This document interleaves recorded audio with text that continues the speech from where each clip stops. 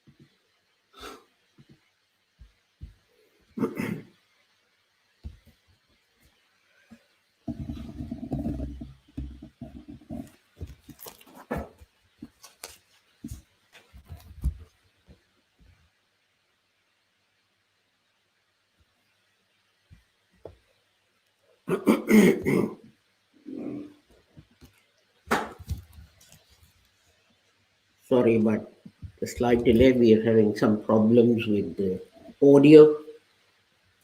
I hope that they'll be sorted out shortly. Um,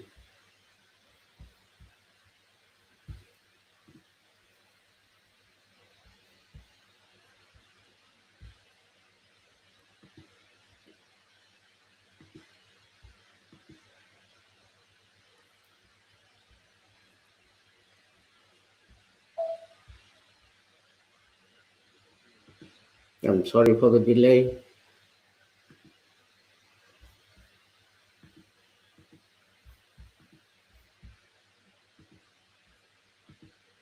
We're trying to sort out some audio problems.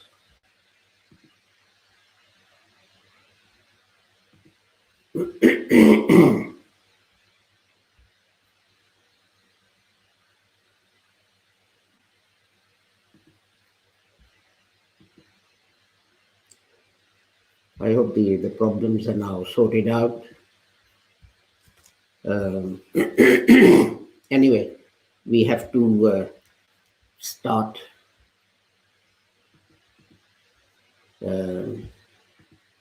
Today I start with some announcements first, and they are that very senior member of our organization is Azilahi Malik Sahib is unwell, so I ask you to pray for his complete and speedy recovery. Secondly, We have a sister who's in difficulties in Malaysia, and I needn't go into details, but she's having a very hard time. So I request you all to pray that God may bring a solution to her problems. He is the best of the healers, and nothing is impossible for him. Next, some broadcasts, some announcements about some broadcasts, and that is that our next broadcast is going to be the Eid al-Adha service. As you know, that we have a daily broadcast at 7 p.m. UK time, which is about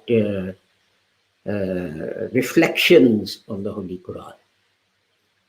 And we have it 7 p.m. Monday, Tuesday, Wednesday, Thursday. So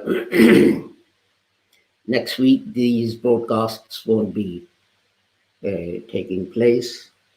We have Eid al-Adha on 31st of July. So we will have the service, which will be at 11 a.m.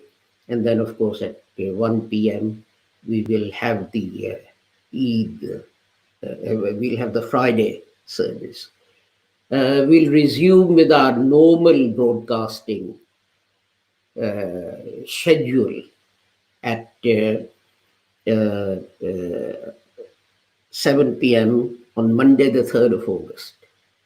So we'll resume reflections on the Holy Quran then. Now to today's khutbah.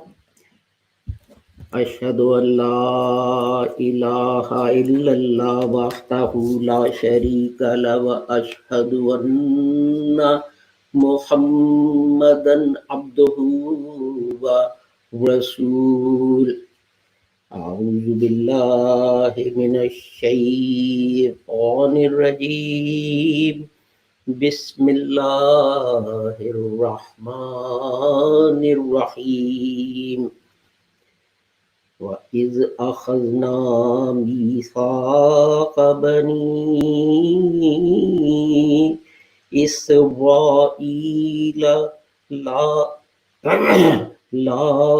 تعبدون إلا الله وبالوالدين إحسانا وذي القربى واليتامى والمساكين وقولوا للناس حسنا وأقيموا الصلاة وآتوا الزكاة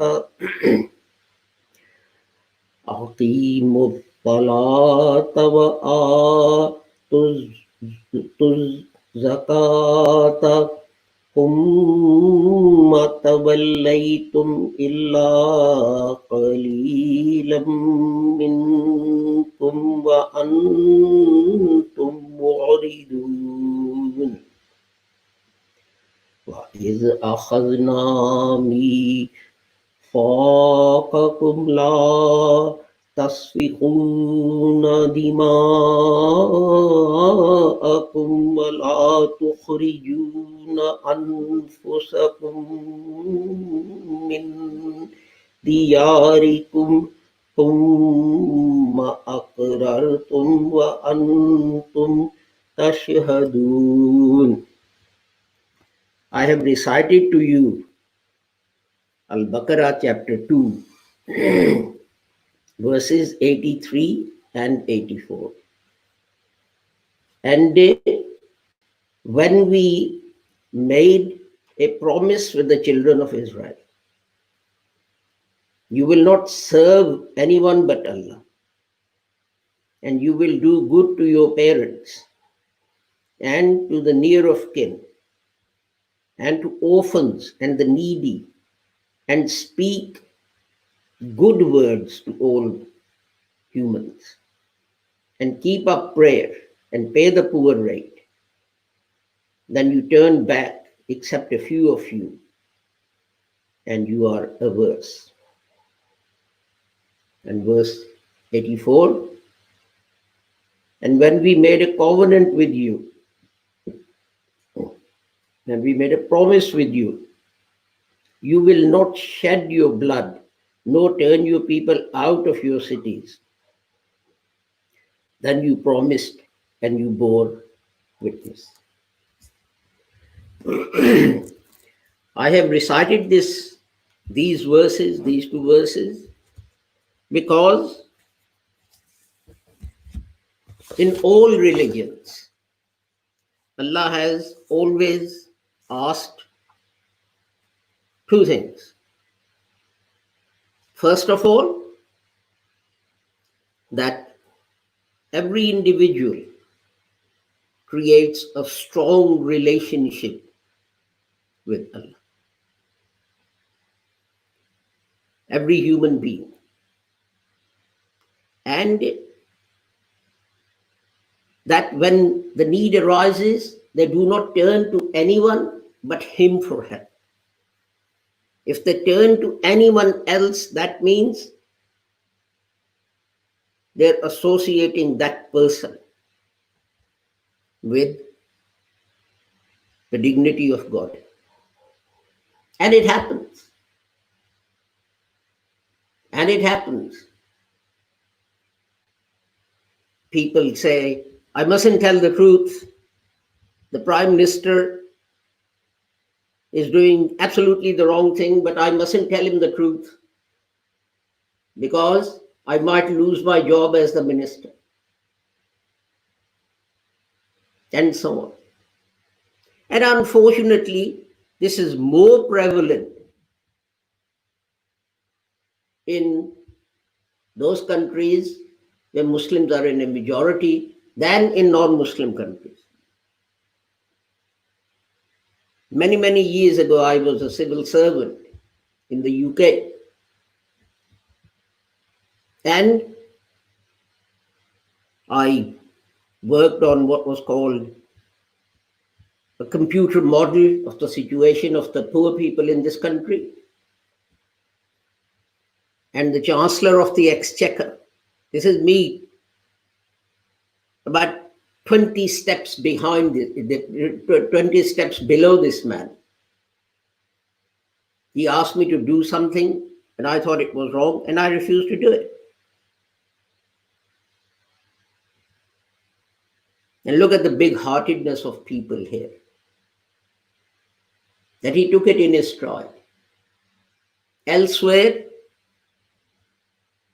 I would have been abducted by CID or the secret police and taken somewhere and tortured for refusing the minister's commands.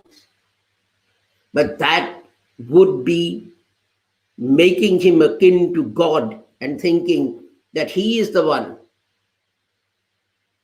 He is the one who controls all the benefit for me. It's a two-way thing. We frequently give example of Hazrat Umar and how a woman stood up and said, "Oh Umar, you can't make this law." And Hazrat Umar said, "You are right. You are right. I'm glad women of Medina know the Holy Quran better than Umar does."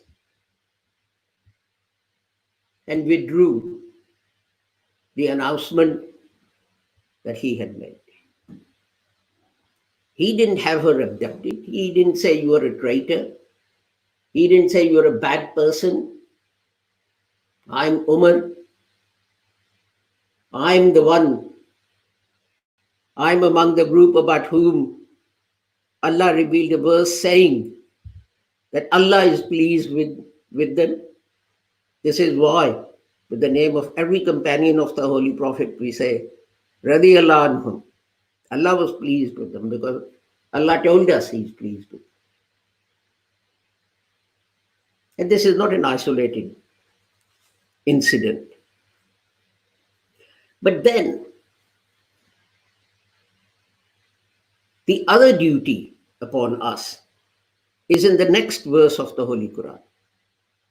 God asked all humanity through his prophets to make two promises. Number one, I've already dealt with. Number two, serve humanity. Listen to the words. Be good, kind, and helpful to fellow human beings. Elsewhere in Surah Nisa, I think it's verse 36, it says, be good to your parents, to relatives, to orphans, to needy, to neighbors, to travelers in need, and to your slaves.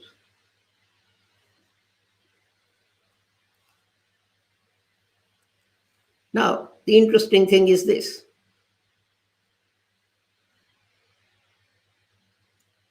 The religion of the people you've got to be good to is not mentioned.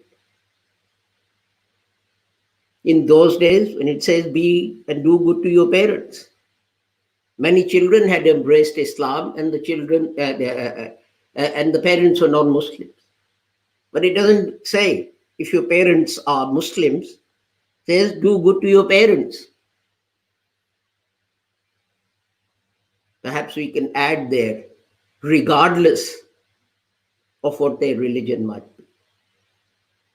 Elsewhere, God says, obey your parents unless they ask you to do something wrong. And the near of kin, and your near relatives. Again, we know, even in battles, uncle would be on one side and nephew on the other. One relative would be on one side, one relative would be on the other. But it says, do good to your close relatives. There is that great incident, and I've mentioned this many times before, that Hazrat Abu Bakr, when someone spread a false allegation against his daughter, Hazrat Aisha Radhiyallahu Ta'ala, and it was proven false, Hazrat Abu Bakr Radhiyallahu Ta'ala became very angry, and that man was a relative. Then Hazrat Abu Bakr said that you depend on me. You depend on me. Because Hazrat Abu Bakr every week used to give him money for his family to buy food and so on. And you spread this rumor about my daughter. So from now on, I'm stopping your stipend. I'm stopping what I was paying. And what a wonderful verse was revealed by the angel Gabriel. And its essence is, I gave you authority over one person. And he upset you, and you are telling him you're going to starve him to death. God says, I'm responsible for the whole humanity. And they don't believe in me, and they abuse me, and they call me names, and they disobey me. You think I should withdraw clean air and clean water and sustenance and beauty and intelligence and everything else from them?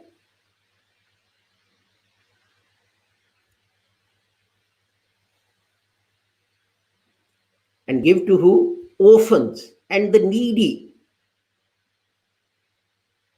Again, it doesn't mention the country. It doesn't mention the religion.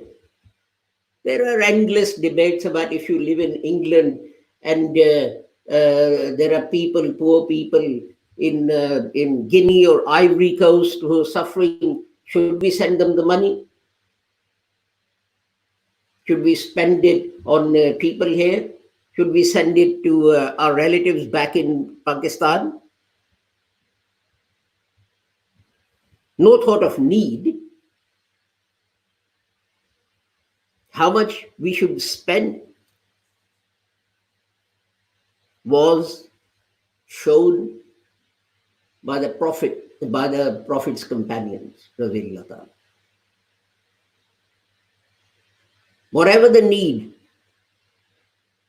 Holy Prophet made an appeal for funds. Hazrat Abu Bakr gave everything. Every single thing. Hazrat Umar gave half. Hazrat Usman gave quarter. And the Holy Prophet praised all of them. That is how we should treat the needy and the orphans. And not ask questions about which country are they in. Why should I help them? Why doesn't someone else help them? This is not my job. This is everyone's job. You are just making excuses. This is in fact, I would go so far as to say dereliction of duty. That if you hear that someone is in dire need and you shovel off responsibility to someone else and don't step forward yourself to help that person, whoever he may be. And there is, I recited the Surah Balad last week, and God says, it's a hard thing to do, but then you have to do it. See, the point is, we think we don't have. God has given us these things without our deserving them. What did we do to have intelligence, the ability to speak, to hear, to see? What was our contribution? But things of this world, we say, well, I worked very hard. Yes, maybe you did. But what resources, what tools did you use? Did you invent your intelligence? Did you invent your eyesight? Did you invent your hearing? Or did you get all of them without you deserving them, without you doing anything to attain them? So why is it that you use these tools, but what you gain from using these tools, you refuse to share with anyone else? And then you say, I'm going to Hajj for the 19th time. You think God accepts such Hajj? There was a holy man, a wali. He was coming back from, I forget his name. He was coming back from Hajj. And he prayed, and he prayed. And he said to Allah, I'm an old man. I probably won't be able to make it to Hajj next year. Remember, you didn't book a first class reclining seat on an aeroplane and arrive in Saudi Arabia in 2 hours or 5 hours. You traveled for months on horses and donkeys and camels, and you had to carry your food with you, etc. And he said, God, show me, was my Hajj accepted? And he received a revelation from Allah. No one's Hajj was accepted. I don't know how many people there were. There must have been 250,000, 100,000 or whatever it was. No one's Hajj. And he said, no one's? And God said, well, there's one man whose Hajj was accepted. And God told him who this person was. And this man, rather than return home, first he traced this person. And he knocked on his door. And when the person opened the door, The Waliullah, the Sufi, he grabbed him and started kissing him. And the man said, "Who the hell are you? What's the matter?" And he said, "You are the only one whose Hajj has been accepted." And the man said, "But I didn't go to Hajj." The Sufi said, "Well, I don't know about that. But I prayed to God and I had a vision which showed that only your Hajj was accepted." I think this incident is related in Tazkiratul Awliya. And the man said, "Well, I started off to go to Hajj, but when I got to the corner of the street, I heard some children crying. So I knocked on the door and said to the lady, your children are crying, so what's the matter with you? They're obviously hungry, give them something to eat." And she said, "My husband has died. I have no money. They're hungry and they're crying. And I put some stones in a pot. And I'm telling them that food is not yet ready. And I'm hoping that they'll cry and cry and cry so much that they get tired and go to sleep. And maybe something will happen tomorrow." And the man said, "I was shaken to the core of my being that my neighbor's children are in this condition. And I'm off to Hajj. What am I going to attain at that Hajj? When God asks me to answer for my deeds, what am I going to say? Yeah, I left the children hungry and crying, and a widow destitute, but I'm here because I want to add the word Haji in front of my name. And nowadays, Haji brackets 9 times. As someone said, you exploit people all year round, and then you go to Hajj and you think, well, I'm doing a very great deed, and God is going to forgive you. It doesn't work like that.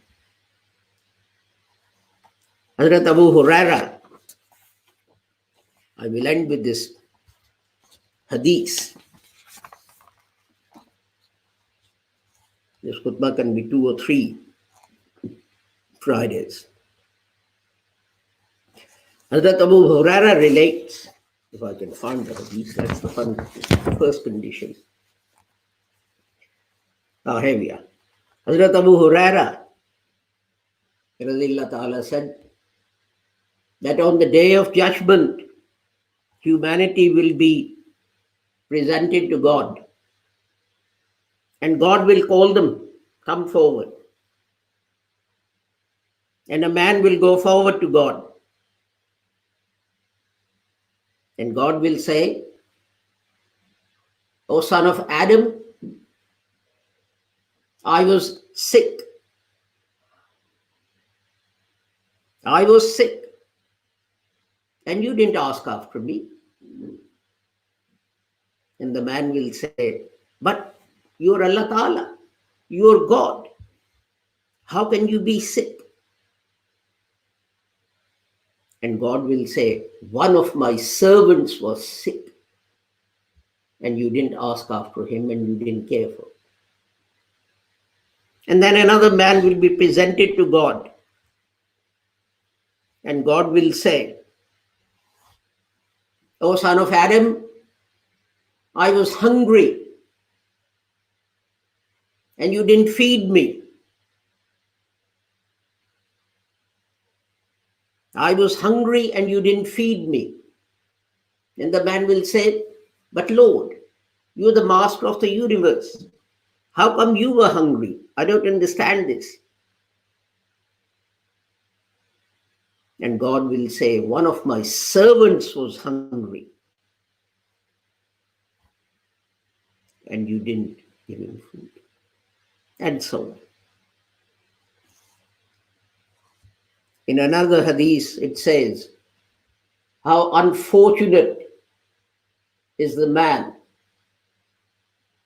who, when someone stretches out their hand to them to ask for help, that hand is returned empty.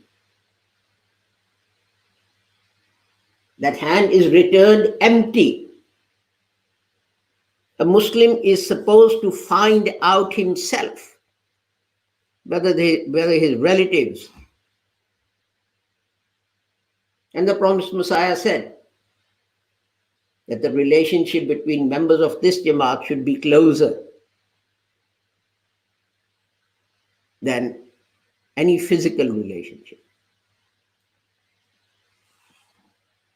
We are supposed to find out whether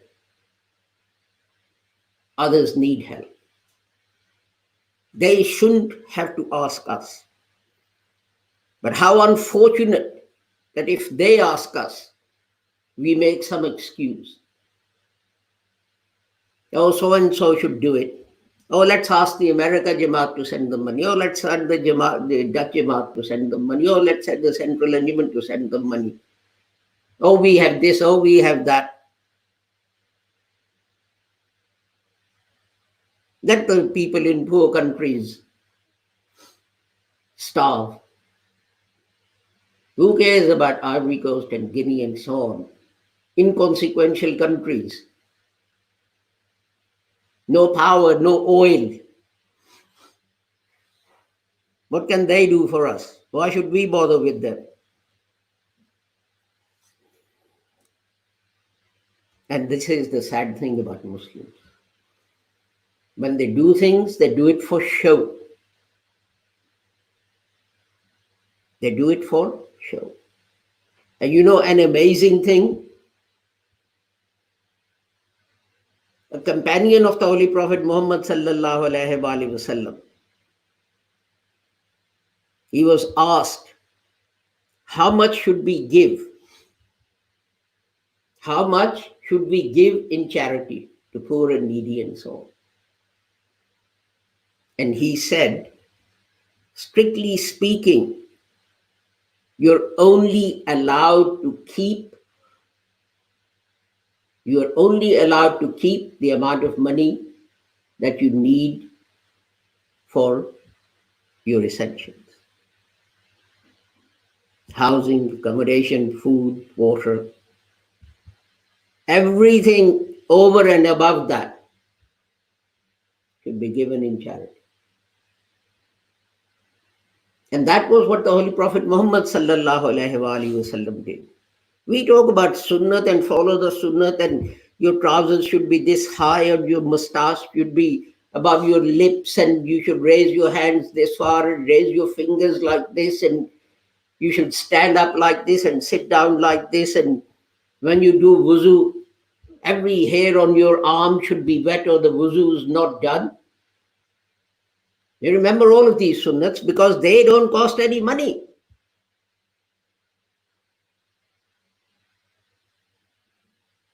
People said that before he went to sleep, the Holy Prophet used to make sure that there was nothing in the house. Every day, everything he would make sure is distributed to the people. I don't expect people to live up to that ideal. I don't expect people to live up to that ideal, but at least we can make some attempt. Rely on Allah. Only turn to Him. Don't think people of this world, things of this world will benefit you if He decrees against it. And always help your fellow human, whoever they are. Don't ask their religion, don't ask their sect. Just ask for their need. If they need help, whatever kind of help, don't pass it on to someone else. Oh, this one will do it, and America's got more money than us, and Holland is a bigger Jamaat, and this one is this, and that one is that. They're going for this, as they say, passing the buck. When we answer for our deeds, God will not let us pass the buck.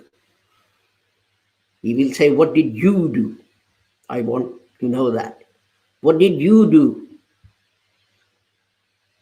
Don't tell me Central Anjuman should have done this. Don't tell me America Jamaat should have done this. Don't tell me Suriname has 20 mosques and a big Jamaat and a huge mosque in the center of the capital. They should have done it. What did you do? So let us pray that this message of the Holy Quran, that the purpose of a Muslim's life is, number one, worship Allah and depend on Him only. And secondly, it is to serve humanity. Do whatever little or whatever much that you can for someone who is in need.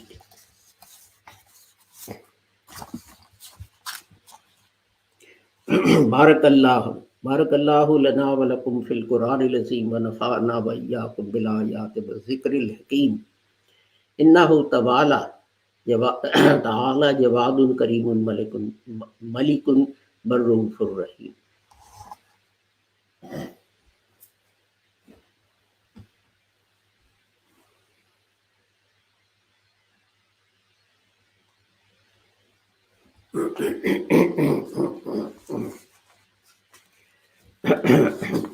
Alhamdulillah.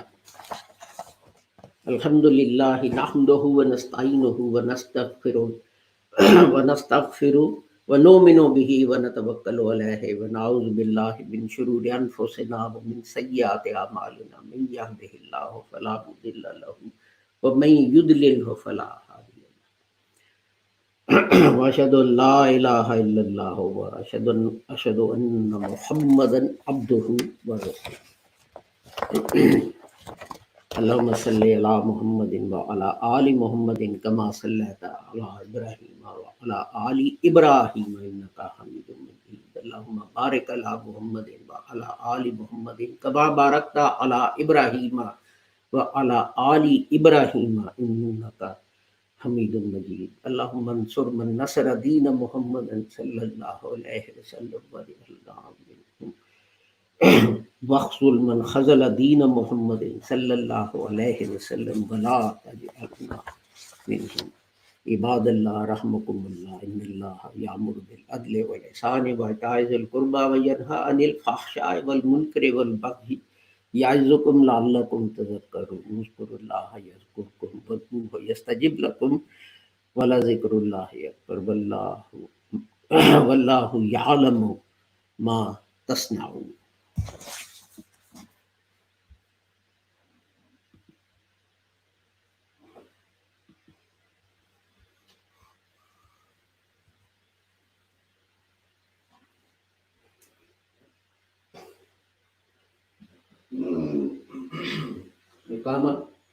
Allahu Akbar, Allahu Akbar.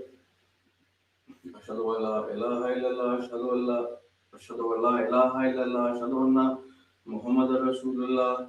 Hayya ala salah, hayya ala falah. Iqamat as-salah, iqamat as-salah. Allahu Akbar, Allahu Akbar. La ilaha illallah. Allahu Akbar.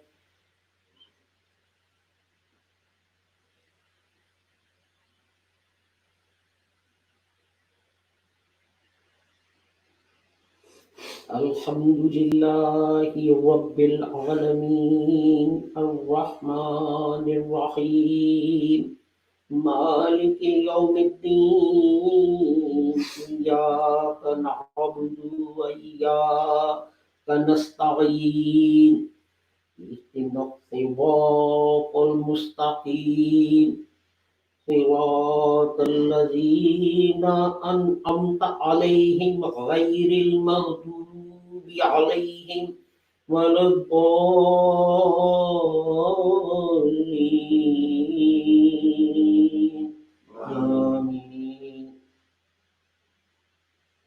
إذا جاء نصر الله والفتح ورأيت الناس يدخلون في دين الله أفواجا فسبح بحمد ربك واستغفره إنه كان توابا الله أكبر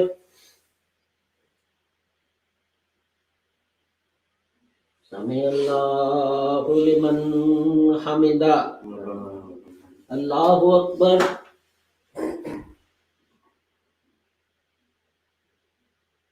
الله أكبر الله أكبر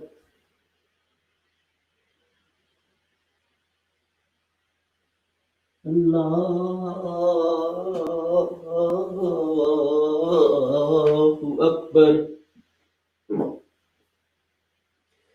الحمد لله رب العالمين الرحمن الرحيم مالك يوم الدين إياك نعبد وإياك نستعين اهدنا الصراط المستقيم صراط الذين أنعمت عليهم غير المغضوب عليهم ولا الضالين آمين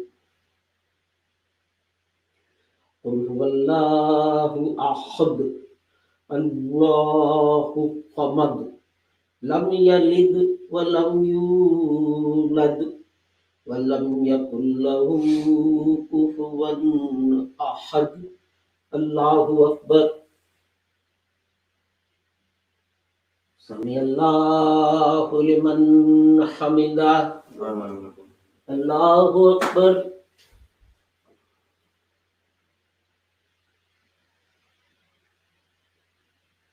الله أكبر الله أكبر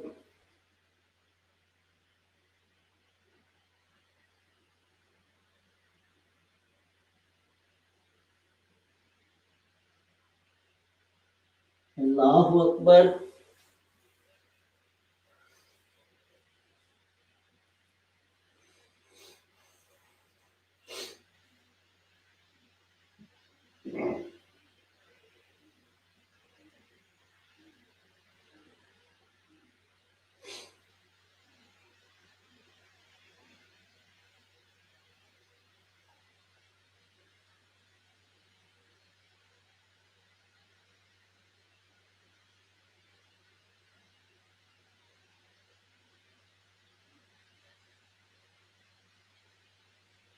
السلام عليكم ورحمة الله السلام عليكم ورحمة الله أستغفر الله اللهم إنك السلام تبارك ربنا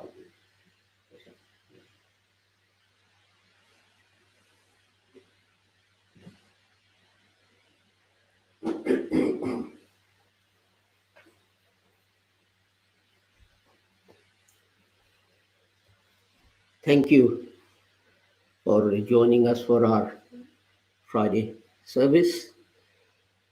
Because this is a working day, we try and keep it to 45 minutes maximum. I want to remind you again about our broadcast schedule. Tomorrow at 9 a.m. we have lessons in Islam, and on Sunday at 9 a.m., we have Call of the Messiah. And then Monday, Tuesday, Wednesday, Thursday, we won't have any broadcasts next week.